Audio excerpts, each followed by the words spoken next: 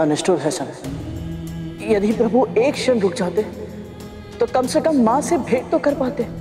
कितने समय से वो उनकी प्रतीक्षा कर रहे थे। और माँ भी कितनी उत्साहित थी प्रभु से मिलने के लिए, पुत्र प्राप्ति की सूचना देने के लिए, अपनी प्रसन्नता प्रभु के साथ बांटने के लिए। परंतु कैलाश में महादेव को ना पाकर माँ को कितनी पीड़ा हुई होगी। प्रणाम स्वीकार कीजिए स्वामी।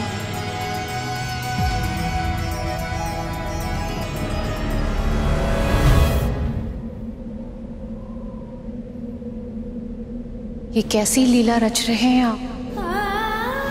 कैलाश का कण कण मुझे बता रहा कि आप मेरी प्रतीक्षा में व्याकुल थे, परंतु अब जब मैं यहाँ आ गई तो आप मुझे अपने दर्शन नहीं दे। ऐसा क्यों प्रभु? कहाँ हैं आप? यहाँ देवी पार्वती प्रभु महादेव से मिलने की प्रतीक्षा कर रही थी और उधर गजासुर ने अपने भाई के साथ महादेव से वरदान लेने का प्रण किया था। चाहे कुछ भी क्यों ना हो जाए, महादेव को वहां से जाने मत देना। महादेव तो भोले, वो हमारी बात मान लेंगे, किंतु विष्णु वो बहुत चालाक है। यदि उसे पता चला तो वो हमारी योजना को भी असफल कर सकता है। उसने पहले भी हमारे साथ छल किया था। हो सकता है कि महादेव एक बार लौट जाए तो उन्हें पुनः पकड़ने का अवसर मिलना असंभव हो जाए। इसीलिए किसी भी मूल्य पर उन्हें अपने उदर में बसने के लिए विवश करना होगा गजासुर। और यदि तुमने ऐसा किया तो तुम अमर हो जाओगे और हम दोनों भाई संसार के सबसे शक्तिशाली असुर बन जाएंगे और तीनों लोकों का शासन हमारी मुट्ठी में होगा। नंदी, महादेव कहाँ है? कैसे बताएं माता को कि प्रभु भक्त को दर्शन देने गए हैं। नमः शिवाय, ओम नमः शिवाय, ओम नमः शिवाय, ओम नमः शिवाय। ये रक्तम आकाश, ये तीव्र वेग से चलती आ रही, ये तो अशुभ के संकेत। ओम नमः शिवाय, ओम नमः शिवाय।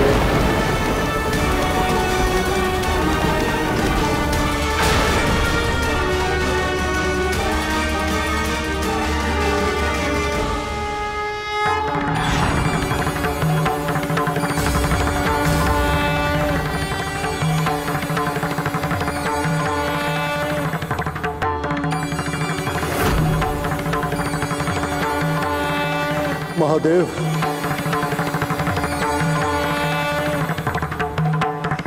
प्रणाम महादेव। तुम्हारी तपस्या पूर्ण हुई गजासुर। अमरता के अतिरिक्त जो मांगना है मांगो वरदान में। मुझे आपसे 2 वरदान चाहिए महादेव। पहला तो ये कि मेरे तन से निरंतर ऐसी अग्नि निकलती रहे जिसके कारण कोई भी देवी देवता, सुर, गंधर्व, मानव, दानव, ऋषि मुनि कोई भी मुझे छू तक ना पाए।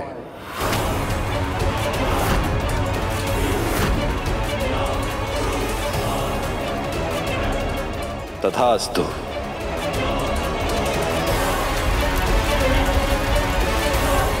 और मेरी दूसरी इच्छा यह है महादेव कि आप मेरे उदर में निवास करें।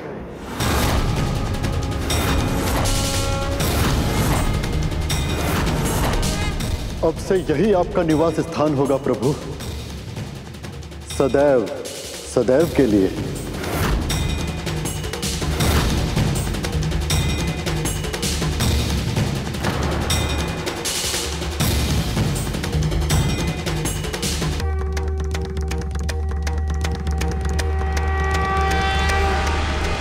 मुझने ऐसा वरदान मांगने के बारे में सोचा भी कैसे गुरुदेव? ये संपूर्ण सृष्टि महादेव के उदर में बसती है, इसीलिए तो माँ पार्वती ने हलाहल को प्रभु के कंठ के नीचे जाने से पहले ही रोक दिया था। यदि प्रभु ही किसी के उदर में चले गए तो इस सृष्टि का तो सर्वनाश हो जाएगा। महादेव ने भी गजासुर को यही समझाने का प्रयास किया, परंतु विनाश के समय बुद्धि साथ छोड़ देती है गरुड़। तो क्या वो असुर महादेव के मना करने के बाद भी नहीं माना? फिर क्या हुआ गुरुदेव? व्रत वो अनुष्ठान है गरुड़ जिसके माध्यम से भक्त भगवान को भी बांध देता है। जब ऋषि सूर्य के उदय होने से पहले अर्घ देने का अनुष्ठान करते हैं तो सूर्य देव को भी अपनी परिक्रमा पूरी करके ठीक समय पे उनके सामने प्रकट होना ही पड़ता है। यही नियम, इसी अनुशासन से संसार का संतुलन सदा। गजासुर की इच्छा अनुचित अवश्य थी, पर तपस्या की शक्ति से बंधे महादेव उसे अस्वीकार नहीं कर सकते थे। पर हां, उन्होंने गजासुर से एक विनती अवश्य की थी। यदि यही तुम्हारी इच्छा है गजासुर, तो मैं उसे अवश्य पूर्ण करूंगा, परंतु तुम्हें मुझे समय देना होगा। बड़ी तपस्या के बाद आज देवी पार्वती कैलाश लौट रही है और मुझे वहां ना पाकर वो अत्यंत व्याकुल हो जाएंगे। सत्य तो यह है कि मैं भी उनसे मिलना चाहता हूं।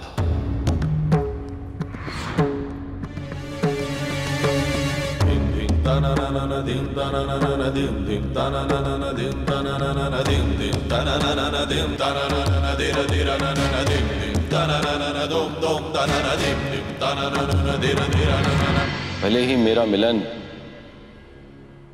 एक क्षण का ही क्यों ना हो, भले ही उनसे मिलने के उपरांत मुझे यहां तुरंत लौटना पड़े। पार्वती शक्ति है मेरी।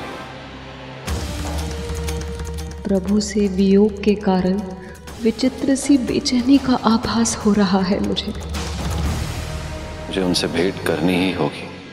क्षमा कीजिएगा महादेव, परंतु यदि आपको यहां से जाने दिया तो बहुत बड़ा संकट उत्पन्न हो सकता है मेरे लिए, और मुझे अपने प्राण अत्यधिक प्रिय हैं। आपने मुझे वर दिया है महादेव, और आपको अपने वचन का पालन तो करना ही होगा। इसी क्षण से आपको मेरे उदर में निवास करना ही होगा प्रभु। गजासुर की मांग सुनकर समस्त संसार में त्राही त्राही मच गई। सब यही सोच रहे थे कि यदि महादेव ने गजासुर की मांग पूरी कर दी तो पार्वती से शिव का मिलन कैसे हो पाएगा। जब मैं आपको पति के रूप में पाना चाहती थी, तब मैंने आपके लिए 1 सहस्त्र वर्षों तक तपस्या की थी प्रभु। क्या मुझे पुत्र प्राप्ति के लिए इतनी लंबी प्रतीक्षा करनी होगी महादेव? मुझे क्षमा करना पार्वती,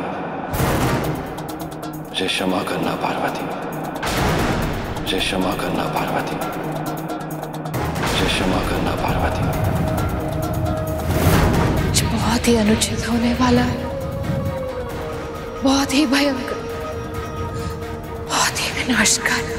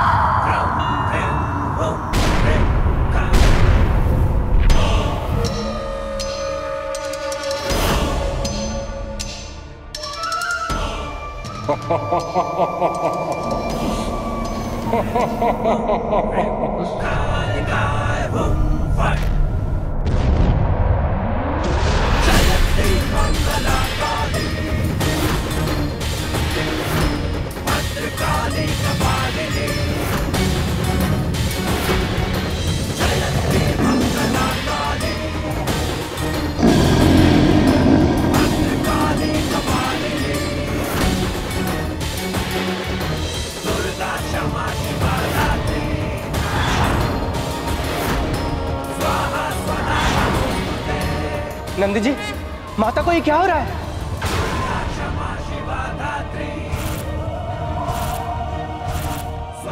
माँ के भीतर जो प्रेम की ऊष्मा थी वो अब क्रोध की ज्वाला बन रही है।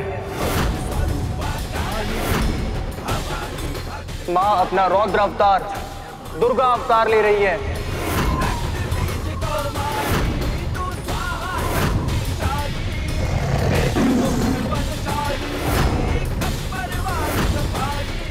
यदि इन्हें रोका नहीं गया तो समस्त संसार को नष्ट होने से कोई नहीं बचा सकता।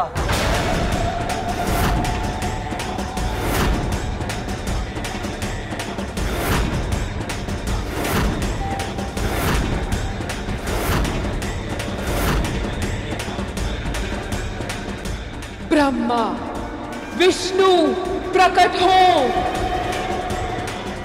जब स्वयं शक्ति ही क्रोध करे तो इस जगत की रक्षा कौन करे?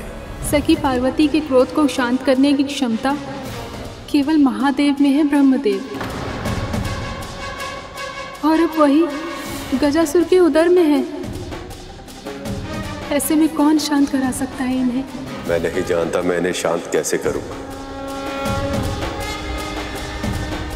हम सब साक्षी। जब महादेव को देवी पार्वती का विरह सहना पड़ा था तो सभी प्राणी त्राही त्राही कर उठे थे। ऐसा तांडव हुआ था कि यह संसार विनाश के द्वार पर आ खड़ा था। देवी पार्वती भी महादेव की अर्धांगिनी है, उनकी शक्ति है। इसलिए जब इन्हें क्रोध आएगा तो वो क्या करेंगे ये मैं भी नहीं जानता।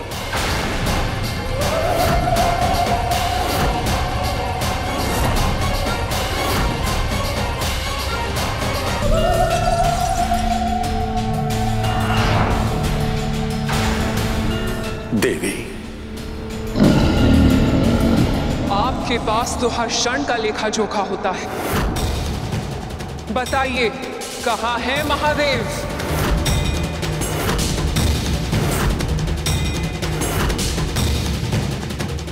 गजासुर ने भोलेनाथ से वरदान मांगकर उन्हें विवश कर दिया है देवी, और लिंग रूप में परिवर्तित करके अपने उदर में बसा लिया है।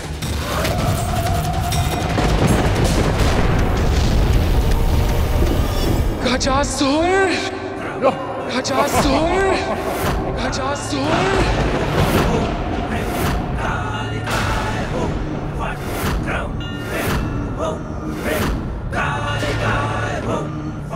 शांत हो जाइए देवी, क्रोध का त्याग कीजिए। इस संसार में सब आपकी ही तो संतानें हैं। उनके बारे में सोचिए देवी, आपके इस रौद्र रूप से सब नष्ट हो जाएगा। शांत हो जाइए। कितने निष्ठुर हैं आप! आप तो इस संसार के संचालक हैं और फिर भी आपने मेरे साथ इतना बड़ा अन्याय कर दिया। मुझे मनवांछित वरदान तो दिया, पर मेरे पति की, अपने सखा महादेव की रक्षा नहीं की आपने।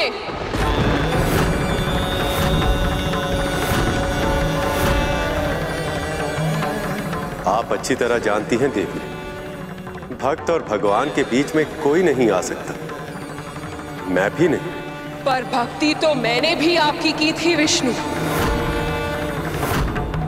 और आप मेरी भक्ति से प्रसन्न भी हुए थे। फिर मेरी इच्छा के विरुद्ध ये अवरोध कैसे आ गया?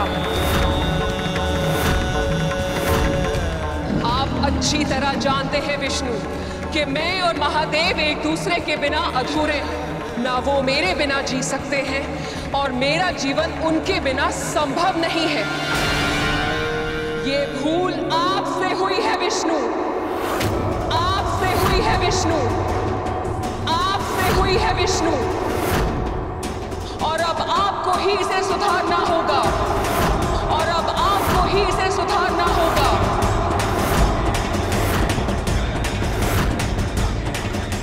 महादेव को वापस लेकर आना होगा आपको।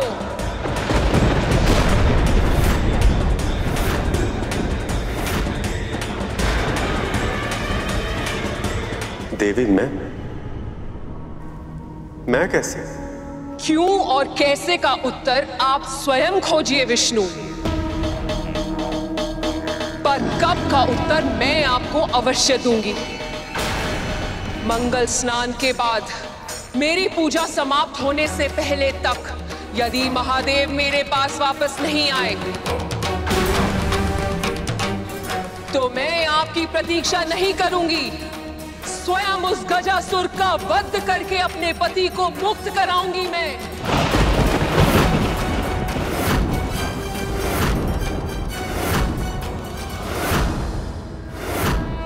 पर स्मरण रखिएगा, यदि मुझे ये करने के लिए विवश होना पड़ा तो समुद्र सूख जाएंगे, पर्वत भस्म का ढेर बन जाएंगे, धरती अग्नि उगलेगी और बादल रक्त की वर्षा करेंगे। यदि मुझे रौद्र रूप धारण करना पड़ा तो ये संसार नष्ट हो जाएगा विष्णु।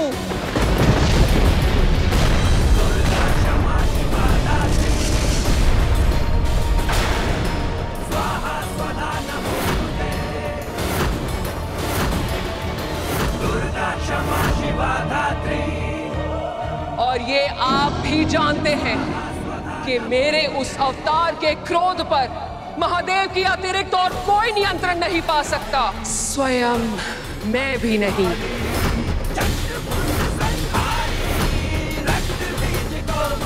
तो फिर प्रभु ने क्या किया गुरुदेव?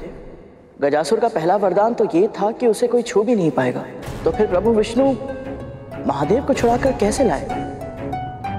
प्रभु विष्णु के लिए समस्या केवल गजासुर नहीं था, उसका भाई गजमुखासुर भी था, जो सृष्टि में अंधेरा होते ही समझ गया था कि उसके भाई की तपस्या पूरी हो गई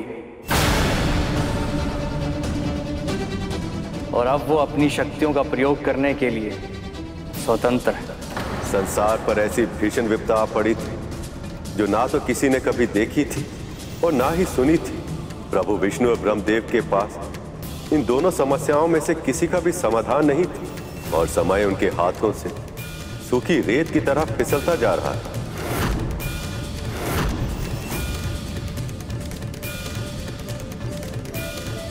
आप चिंता मत कीजिए देवी, प्रभु विष्णु ऐसा ही करेंगे।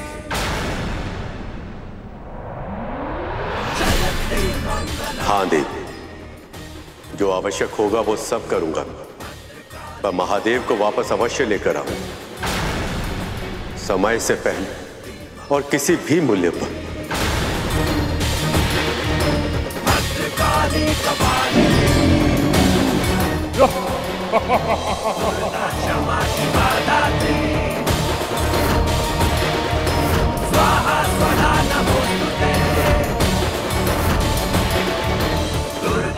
देवी पार्वती को मैंने वचन तो दे दी, किंतु गजासुर को मिले वरदान के कारण उसे हराना असंभव। पर यदि देवी पार्वती के मंगल स्नान के पूर्ण होने से पहले मैंने अपना वचन पूर्ण नहीं किया तो इसका परिणाम पूरे संसार को भोगना पड़ेगा।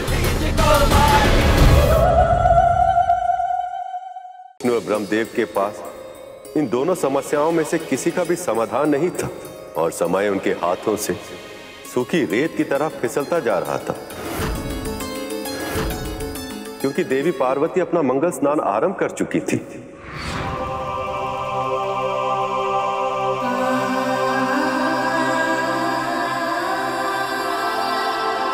भक्त की पुकार सुनते ही दौड़े चले गए महादेव। मैं मानती हूं कि तपस्या का मान करना महत्वपूर्ण होता है, परंतु एक पत्नी की प्रेम का सम्मान करना भी तो आवश्यक है। उन्हें आभास था कि मैं आने वाली हूं, फिर भी एक क्षण नहीं रुक पाए वो, और ना ही किसी ने उन्हें रोका। इस पूरे कैलाश पर ऐसा कोई नहीं है जिसे मेरी भावनाओं की चिंता हो, जिसके लिए मेरी इच्छाओं का मान रखना महत्वपूर्ण हो।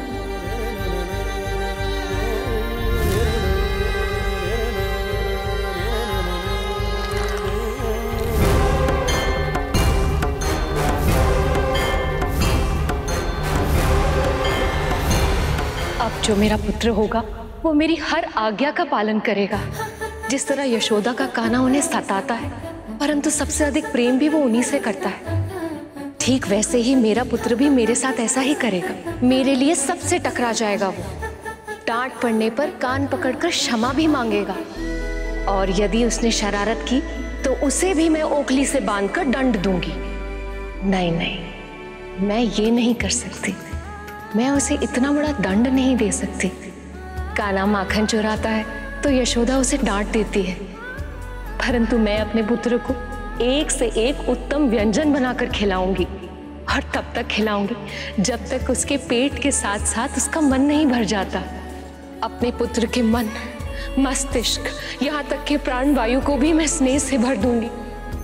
और ऐसे ममता भरी भावना से मां पार्वती ने गढ़ी थी एक अप्रतिम रचना।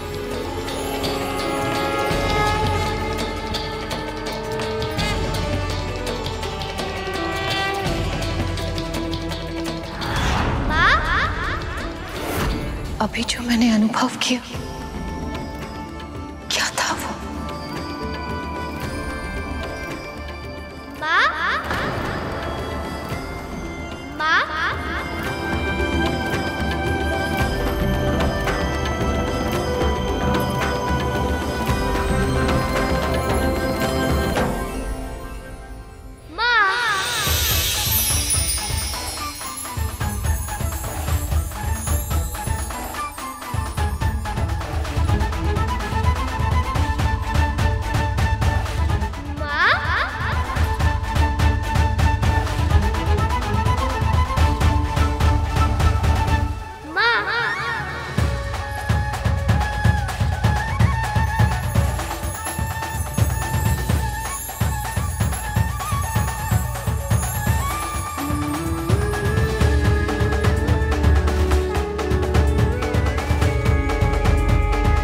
और इस सुंदर बालक को देखकर मां पार्वती ऐसे मोहित हुई कि अपने ही पुत्र को पहचान नहीं पाई।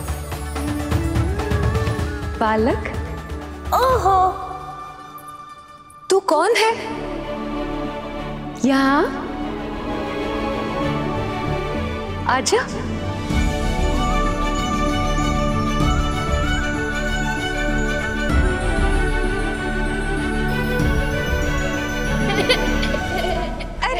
बालक रुक तो। अरे बता तो कौन है तू? अपने नन्हे नन्हे पगों से यूं ठुमक ठुमक के मेरे हृदय में ही प्रवेश कर लिया तूने तो। रुक रुक जा।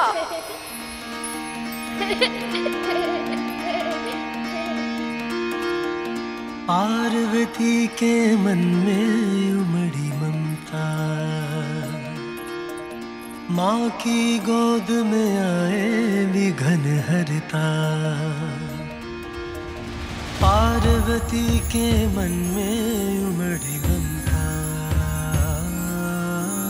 माँ की गोद में आए विघन हरता।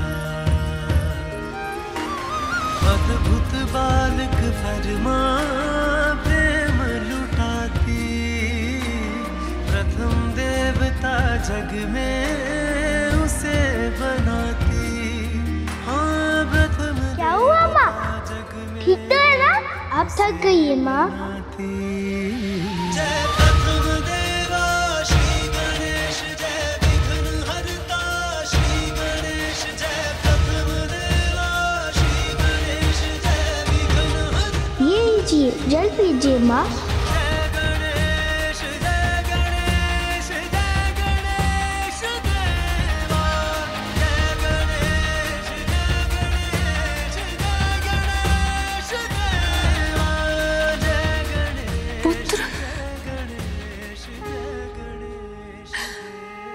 मेरा पुत्र।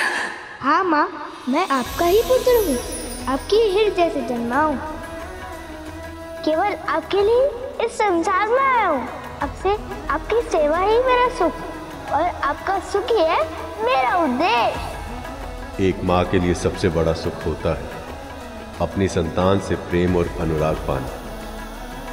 माँ पार्वती को भी यही प्रसन्नता थी कि अब कोई कैलाश में उनके दुख और सुख का ध्यान रखने वाला आ गया है।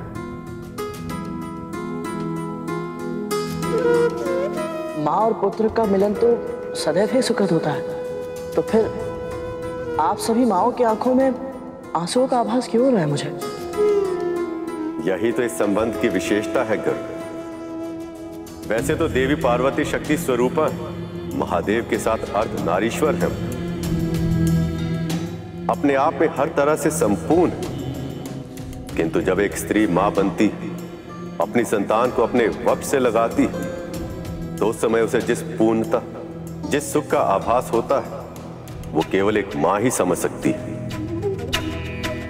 इस पूरे संसार में एक स्त्री का अपनी संतान को जन्म देने से अधिक सुंदर, अधिक अलौकिक और कुछ भी नहीं कर।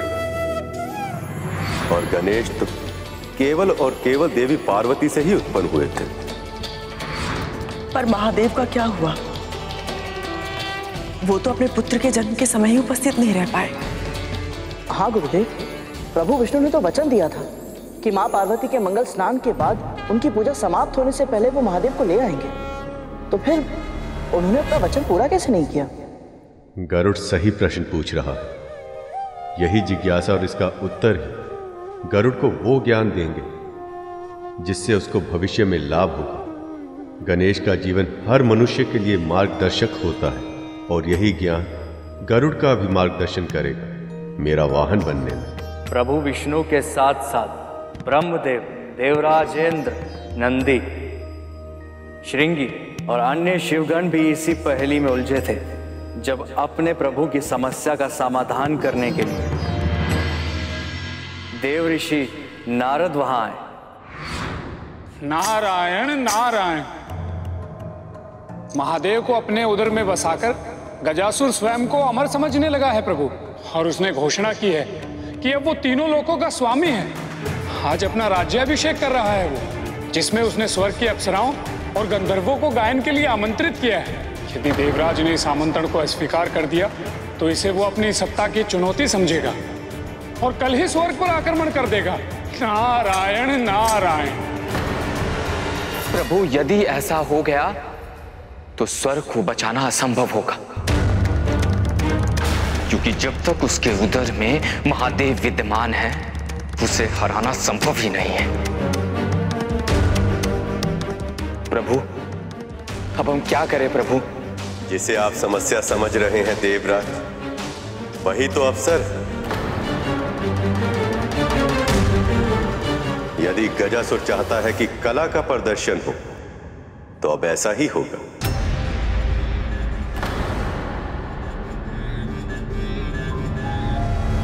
हम छद्म वेश में वहां जाएंगे और अपनी कला का ऐसा प्रदर्शन करेंगे कि गजासुर हमें हमारी इच्छा के अनुसार पुरस्कार देने के लिए विवश हो जाएगा।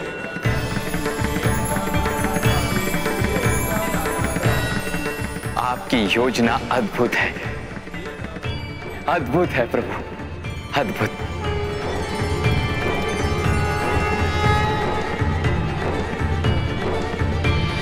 एक और प्रभु विष्णु, इंद्र, नंदी, श्रृंगी और अन्य सभी शिवगण महादेव को मुक्त करने के अभियान पर निकले। वहीं दूसरी ओर वैकुंठ में देवी लक्ष्मी और देव ऋषि नारद को मां पार्वती की हंसी का स्वर सुनाई दिया। जब उन्होंने कैलाश की ओर देखा तो चकित रह गए। पुत्र रुक जा। माँ, मैं जो समझ रहा हूं क्या वो सत्य है? पूरी तरह सत्य है देवर्षि। इस बालक ने सखी पार्वती के हृदय से जन्म लिया है।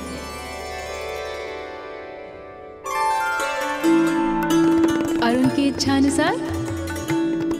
ये भी प्रभु नारायण के श्री कृष्ण अवतार की तरह नटखट और मनमोहक है। सत्य सखी, फिर तो इस बालक को मैं निकट से देखूंगी।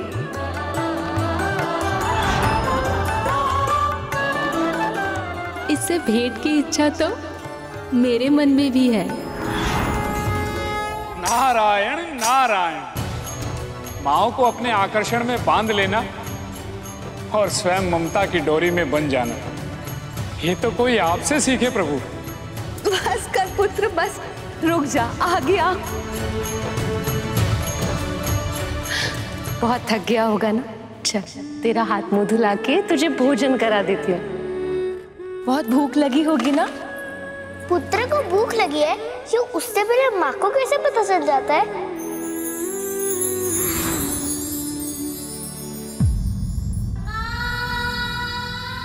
ले गरुड़, भूख लगी होगी ना? भर पेट भोजन करना। बढ़ते तन को पोषण की आवश्यकता होती है। मेरी माँ को भी ऐसा ही आभास होता है। हर माँ का हृदय, चाहे वो माँ पार्वती हो या मेरी माँ विंता, सबका हृदय एक समान होता है। पुत्र, सभी माताएं गणेश के पास पहुंची।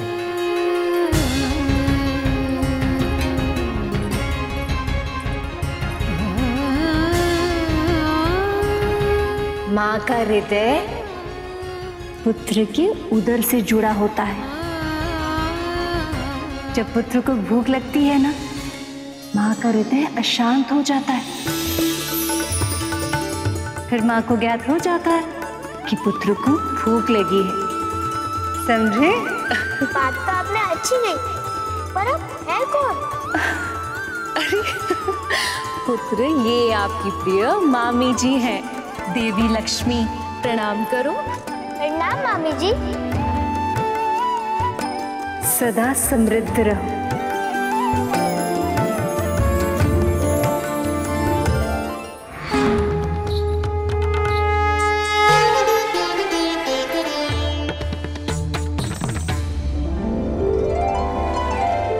और पूरा ब्रह्मांड गणेश को अपने पुत्र की भांति प्रेम दे रहा था, आने वाले विपदा से बिल्कुल अनजान।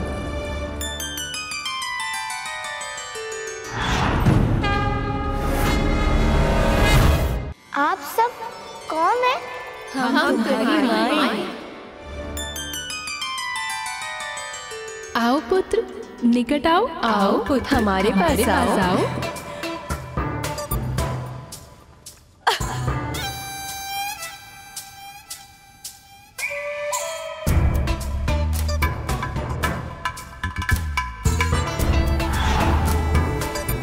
तो कैलाश में ऐसा कोई आ ही गया।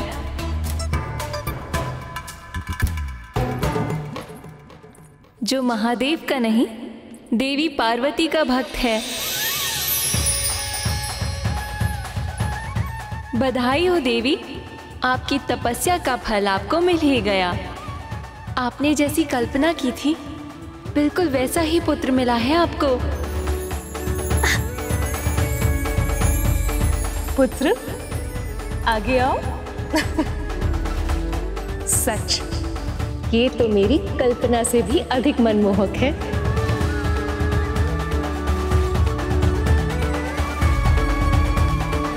उस बालक ने न केवल देवी पार्वती बल्कि सभी माओं का मन मोह लिया। उधर प्रभु विष्णु कथावाचक का छद्म वेश धारण करके देवराज इंद्र, नंदी, श्रृंगी और अन्य शिवगणों के साथ गजासुर की राजसभा के निकट जा पहुंचे। माता पार्वती से किया वचन निभाने और महादेव को गजासुर के उदर से निकालने। वो देख रहे हैं आप सब, वही है गजासुर का स्वर्ण महल।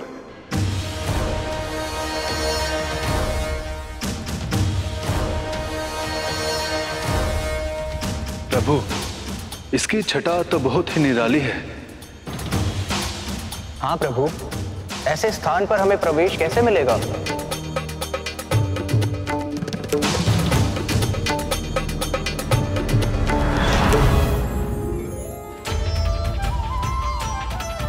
विलक्षण प्रभु, विलक्षण। ये रूप विलक्षण है।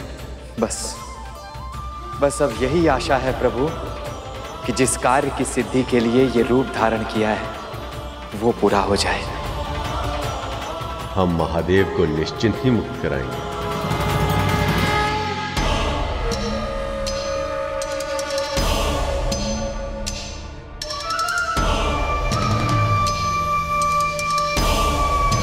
गजमुखासुर प्रश्न पूछे तो मौन रहना बुद्धिमानी नहीं होती। कौन हो तुम सब और यहाँ क्यों आए हो?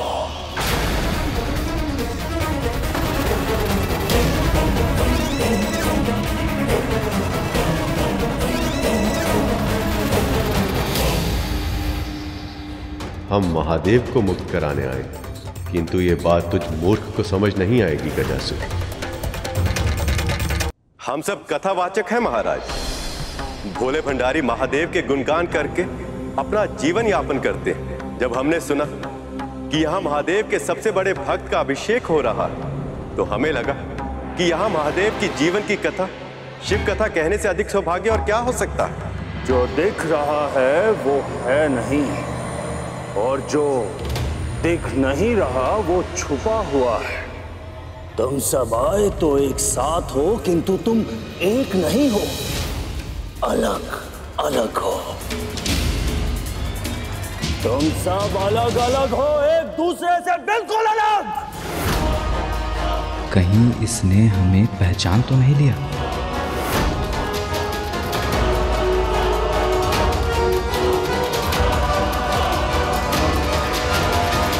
आप सही कह रहे हैं महाराज,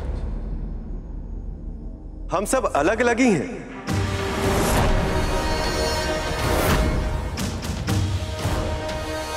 यदि हमें कुछ एक समान है तो वो है महादेव के प्रति हमारा प्रेम, हमारी शिव भक्ति।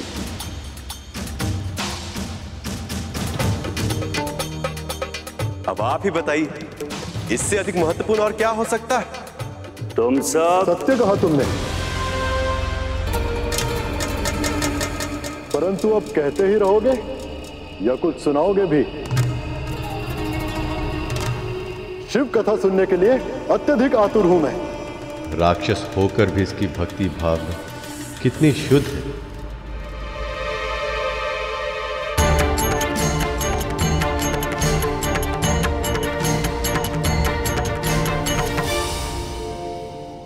बड़ा विचित्र जग का शासन, बड़ा विचित्र विधान। समाप्त हो जब एक कथा, आरंभ हो दूसरा गान। पर जग की माया में डूबा जो, वो ये देख ना पाए। संदेश यही इस कथा का, जो अब ये वाचक सुनाए। पिता दक्ष ने अपमान किया सती पति का, महायज्ञ में नहीं बुलाया, रखा ना आसन पशुपति का। सती स्वामी का देख निरादर, यज्ञ अग्नि में भस्म हुई। पत्नी रक्षा हित दौड़े शिव पर, पल भर की बस देर हुई। होना था जो विनाश हो चुका, प्राण प्रिया थी जा चुकी। खुला रुद्र का नेत्र तीसरा, क्रोधा अग्नि दहक उठी। शिव जो कल्याणकारी है संतुलन के साधक। मृत प्रिया को हाथों में लेकर अब थे विनाश को आतुर। जिस सृष्टि में प्रिया नहीं, वो सृष्टि कैसी कैसा जीवन। अब मृत्यु ही बस सत्य बने, अब हो बस तांडव नर्तन। भगवान विष्णु देवी पार्वती को दिया वचन पूरा करने गजासुर तक पहुंच गए थे, परंतु आगे जो होने वाला था उसका आभास उन्हें नहीं था।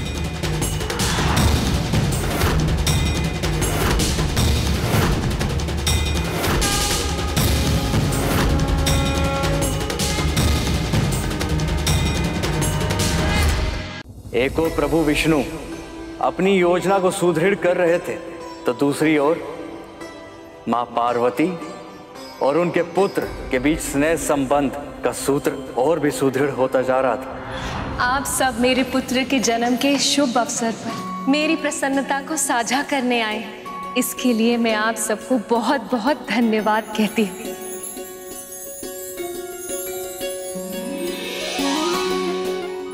आप अब ये बताइए कि मेरे पुत्र के लिए कोई उपहार लाए हैं या फिर लाए हैं पुत्र।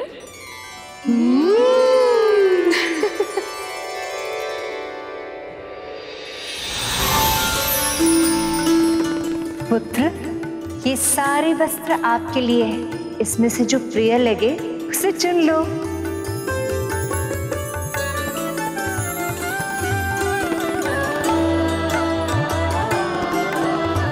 आप सभी माताओं का धन्यवाद, पर मुझे तो मेरी ही माँ के दिए हुए वस्त्र ही सबसे प्रिय लग रहे हैं।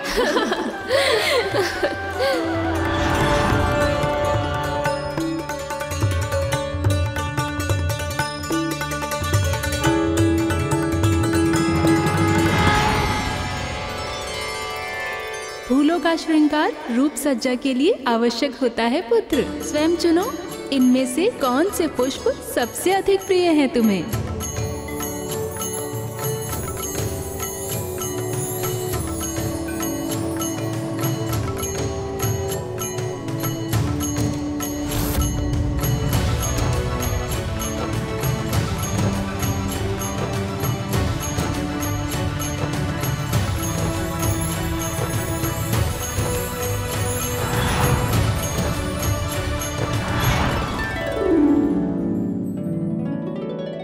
माताओं का धन्यवाद, पर मुझे तो मेरी माँ के दिए हुए लाल फूल ही सबसे प्रिय लग रहे हैं।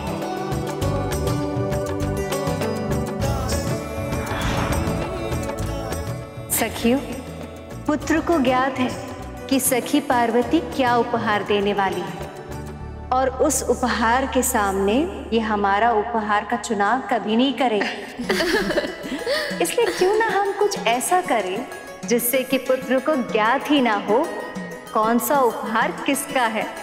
उचित विचार है सखी, तभी तो पता चल पाएगा कि सत्य में इन्हें कौन सी वस्तु सबसे अधिक प्रिय है।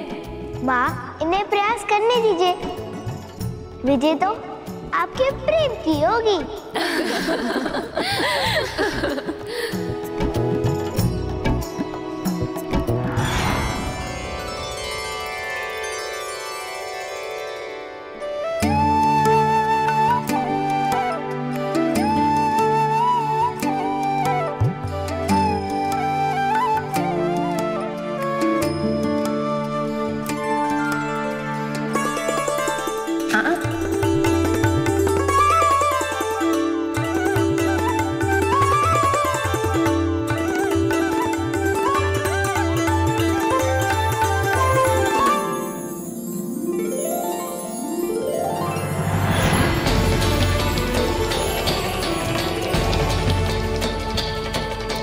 पकवान की सुगंध है।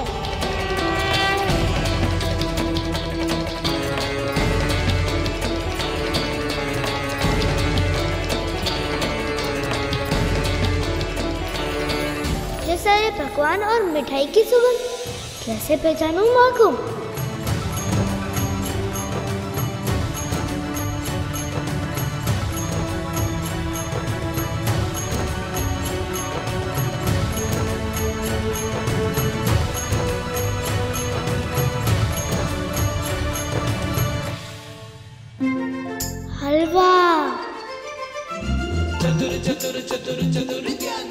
गाजर का हलवा, पर मुझे तो मेरी माँ के हाथ के बने हुए ही चाहिए।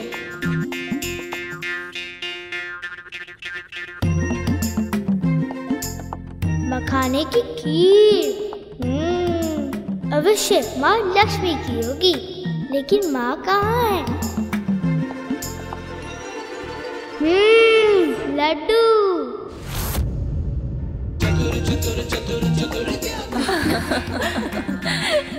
एक माँ और पुत्र का बंधन अनूठा होता है। आंखों में पट्टी बांधकर पुत्र गणेश को माँ पार्वती का आभास हो गया, जैसे एक नवजात शिशु अपनी माँ का स्पर्श पाते ही चुप हो जाता है, वैसे ही बाल गणेश के लिए माँ का स्पर्श, उनकी भेंट, उनका आदेश सर्वोपरि था। मान गए पुत्र तुम्हें। तुम्हारी माता के साथ तुम्हारे संबंध सूत्र सच में बहुत प्रगाढ़ हैं। या कहना चाहिए कि तुम अपनी माता के भक्त हो। आप सब जो भी रहे, पर एक सत्य ये भी है कि मुझे बहुत जोर से भूख लगी है और आप सबने जो उपहार दिए उसे मैं व्यर्थ थोड़ी ना जाने दूंगा। सब कुछ खाऊंगा मैं। बस बस पुत्र, अब तू विश्राम कर ले, थक गया होगा। नहीं माँ, मैं आप सबके साथ समय व्यतीत करना चाहता हूँ।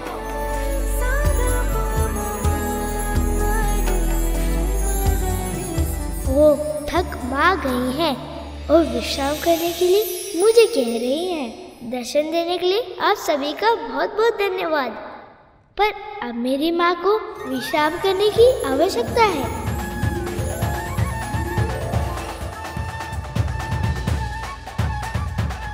इतनी चिंता करता है मेरी, इतना ध्यान रखता है। ऐसा ही तो पुत्र चाहा था मैंने। मेरी इच्छा पूरी हो गई, परंतु प्रभु को हमारे पुत्र से मिलाने की प्रतीक्षा नहीं की जा रही मुझसे। कैलाश में देवी पार्वती को लग रहा था जैसे इस पुत्र ने जन्म लेते ही उनके सब दुख हर लिए, और उधर पाताल में प्रभु विष्णु गजासुर के सामने महादेव और देवी पार्वती का प्रसंग सुनाकर महादेव को गजासुर के उदर से निकालने का प्रयास कर रहे थे। शिव की पीड़ा असहनीय थी। प्रिया से अनंत बिरहा की वेदना उनके तन के कण कण से क्रोधाग्नि बनकर फूट रही थी। साक्षात मृत्यु नृत्य कर रही थी। मानो ऐसा लग रहा हो जैसे हर बीते क्षण के साथ प्रलय निकट आ रही। महादेव का संताप विनाश का उद्घोष बन चुका था। संसार का संहार होने ही वाला था। उन्हें रोकना आवश्यक था, किंतु किसी को यह आभास तक नहीं था कि इस असंभव कार्य को संभव कैसे बनाया जाए। तब संसार के संचालक विष्णु सामने आए और उन्होंने कुछ ऐसा किया जो अकल्पनीय था। क्या क्या किया विष्णु ने? अपने सुदर्शन चक्र से उन्होंने देवी सती के मृत तन के 52 भाग कर दिए। वो 52 भाग भारतवर्ष के विभिन्न स्थानों पर जाकर गिरे, जिनसे बने 52 शक्ति पीठ। वही शक्ति पीठ जो देवी सती के प्रखर और प्रेम पूर्वक जीवन के ज्वलन स्मृति चिन्ह के रूप में आज भी विद्यमान है। उधर विष्णु के कल्पनातीत कार्य के बाद महादेव ने अपना तांडव तो रोक दिया और उससे संसार की रक्षा भी हो गई, किंतु महादेव का हृदय अब भी शोक से व्याकुल था। सती के रूप में अपनी शक्ति, अपनी आत्मा खो दी थी उन्होंने, और उनके बिना अर्धनारीश्वर अधूरे थे। शिवा और शक्ति को तो मैंने भी अलग किया है, तो क्या संकट मेरे ऊपर भी आ सकता है? अब आप विश्राम कीजिए माँ। जिस तरह थोड़ी देर पहले तू भाग रहा था ना ताकि मैं तुझे पकड़ ना पाऊं, ठीक वैसे ही मेरी नींद भी भाग गई है तेरी मनमोहक बातें सुनकर। इसीलिए तू अब मेरी चिंता छोड़ और ये बता क्या करना चाहता है तू? अच्छा, तो झूला झूलना है तुझे? आजा फिर।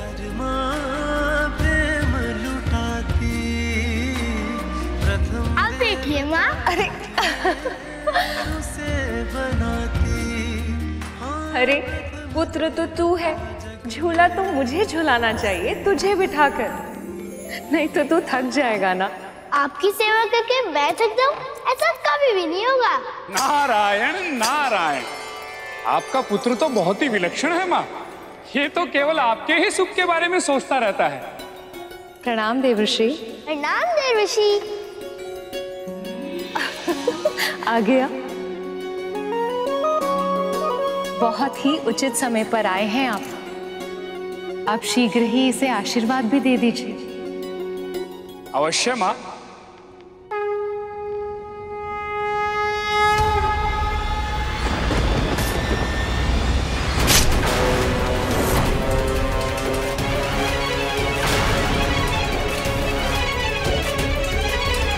ये क्या आवाज हुआ मुझे?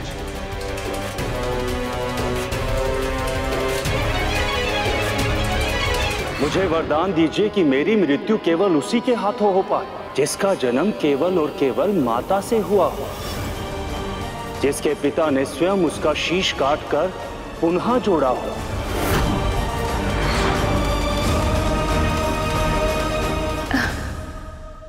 क्या हुआ देवश्री?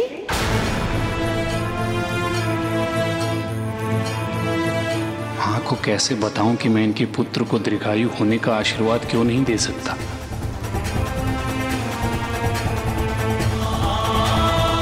किस सोच में पड़ गए मुनिवर? यही कि माँ, इस बालक का जन्म जितना विशेष है, इसका जीवन भी उतना ही विशेष है। और मुझे पूरा विश्वास है इसकी जीवन यात्रा बहुत ही रोचक और दीर्घ होगी। नारायण नारायण। आप क्षमा कीजिएगा मां, मुझे जाना होगा।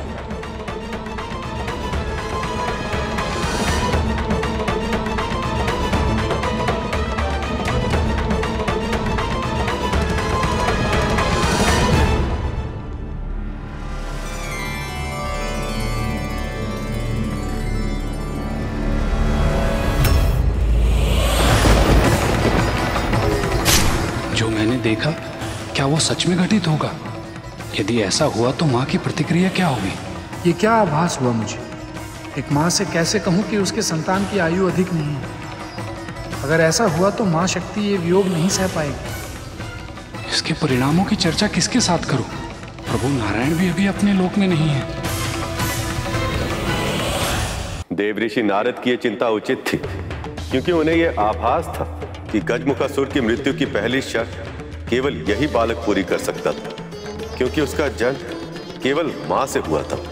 किंतु उसकी मृत्यु की दूसरी शर्त को पूरा कर पाना अभी संभव नहीं था, क्योंकि उनका सिर हाथी का नहीं था, और जब तक महादेव गजासुर के उदर में थे, ऐसा हो पाना भी संभव नहीं था। आपके कहने का अर्थ यह है गुरुदेव, यदि महादेव गजासुर के उदर में रहते तो संसार संकट में आ जाता, और यदि बाहर आ जाते तो उनके पुत्र के प्राण संकट में पड़ जाते। फिर क्या हुआ गुरुदेव? मां पार्वती अपने पुत्र पर आने वाले संकट से अनभिज्ञ थी। वहां प्रभु विष्णु महादेव को मुक्त कराने का कठिन प्रयास कर रहे थे। जैसे विक्षिप्त हो गए, ऐसे अपनी प्रिया की स्मृति में खोकर जोगी बनकर वन वन भटकने लगे। उनके कष्टों की अधिकता देवगणों के मन में शूल बनकर चुभ रही थी। वो जानते थे कि संसार को भोलेनाथ अब तभी मिल सकते हैं जब भोलेनाथ को एक बार फिर से प्रेम मिल जाए। ऐसे में देवी सती का पुनर्जन्म हो देवी पार्वती के रूप में। ओम नमः शिवाय, ओम नमः शिवाय। पर प्रेम के मार्ग में अवरोध तो आते ही। महादेव और उनकी प्रिया को फिर से एक होने में कई वर्ष लगने वाले थे, क्योंकि अपने संताप से भीतर ही भीतर जलते शिव शांति की खोज में तपस्या में लीन हो गए थे।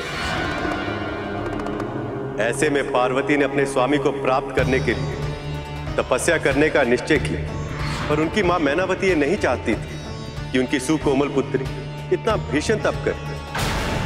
पार्वती ने तपस्या में पहले भोजन छोड़ा और केवल पतियों पर निर्वाह करने का निश्चय किया, और बाद में उन्हें भी छोड़ दी। और इसी के कारण उन्हें उनका दूसरा नाम मिला, अपर्णा, अर्थात वो जो पर्ण या पतियों का भी सेवन ना करे। किंतु इतनी भीषण साधना करने के बाद भी वो महादेव का ध्यान तोड़कर उनके हृदय तक नहीं पहुंच पाए। देवों के देव महादेव और मां पार्वती सचमुच प्रेम का आदर्श स्वरूप है। एक दूसरे के साथ देने के लिए, एक दूसरे के साथ रहने के लिए इन दोनों ने कितना कुछ सहा है। और जब जब ये एक दूसरे से दूर रहते हैं, इस संसार पर बहुत बड़ी विपदा आ जाती है। तुमने सही कहा गरुड़। उस समय भी महादेव और मां पार्वती दोनों फिर से एक दूसरे से दूर थे। उन दोनों को ही आभास नहीं था कि कितना बड़ा संकट उनके पुत्र की ओर बढ़ रहा है।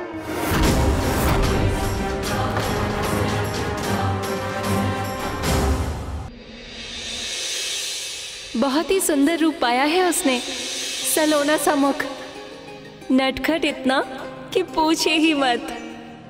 उसके हृदय में अपनी माँ के लिए इतना सम्मान, इतना प्रेम, इतनी भक्ति कि संसार की कोई भी माँ उस पर बलिहारी जाए। मैं सच कह रही हूँ स्वामी, उसे एक बार देखते ही कोई भी व्यक्ति अपनी सारी चिंताएं भूल जाए। इतना मनमोहक है वो पार्वती नंदन। बस कीजिए देवी, और मत बताइए उस बालक के बारे में। आपके वर्णन मात्र से ही उस बालक को देखने की इच्छा हमारे मन में और प्रबल होती जा रही है।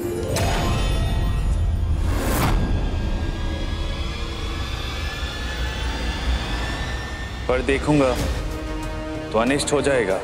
पर वो तो तब होगा ना स्वामी, जब आप सीधे अपनी दृष्टि उस पर डालेंगे। पर यदि आप किसी वस्तु की ओट से उसे छिपकर देखेंगे तब तो ऐसा कुछ नहीं होगा। परंतु देवी, कई शताब्दियों के बाद ऐसा बालक जन्म लेता है स्वामी। उसके दर्शन करके ही मेरे चित्त को बहुत सुख मिला। और केवल सुख ही नहीं, सत्य तो ये है कि मैंने उसे देखते ही मेरे भीतर ममता का अनुभव किया।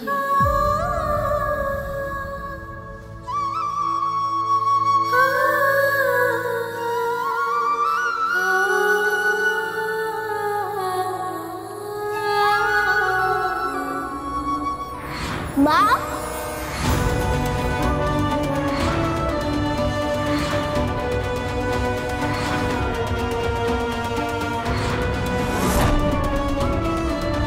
क्या वो बालक सच में इतना गुणवान है? अब तो उनके समक्ष जाकर उसे देखना ही होगा मुझे।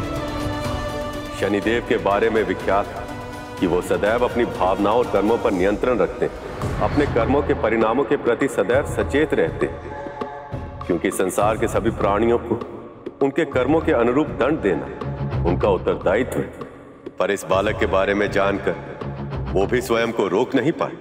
किंतु जिस शनि की दृष्टि से सारा संसार बचता है, वह स्वयं बाल गणेश की एक झलक के लिए कैलाश की ओर बढ़ रहे। किंतु नारद अभी भी गणेश को देखकर भविष्य की चिंता में थे। वो दृश्य विधाता की किसी बड़ी योजना का भाग है या फिर अनिष्ट का संकेत?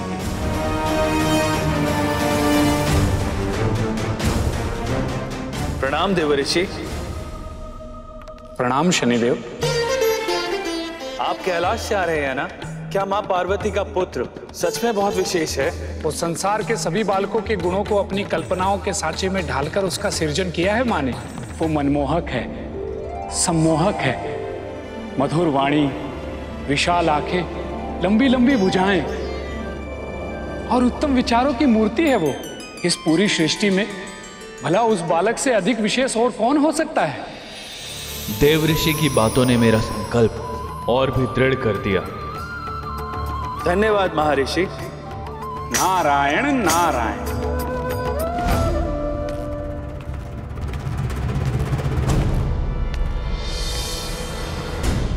शनिदेव कहीं उस बालक से भेंट करने तो नहीं जा रहे?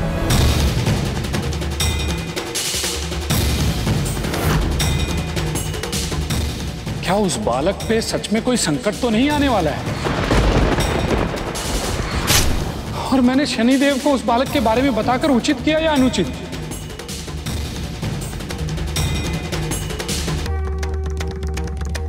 नारायण नारायण। मुझे ये आभास क्यों हो रहा है कि समय का चक्र बहुत तीव्र गति से घूम रहा है और बहुत सारी घटनाएं एक साथ अनेक स्थानों पर आकार ले रही हैं। ये स्थिति कोई सामान्य स्थिति नहीं हो सकती। निश्चित ही कुछ बहुत बड़ा होने वाला है। पर क्या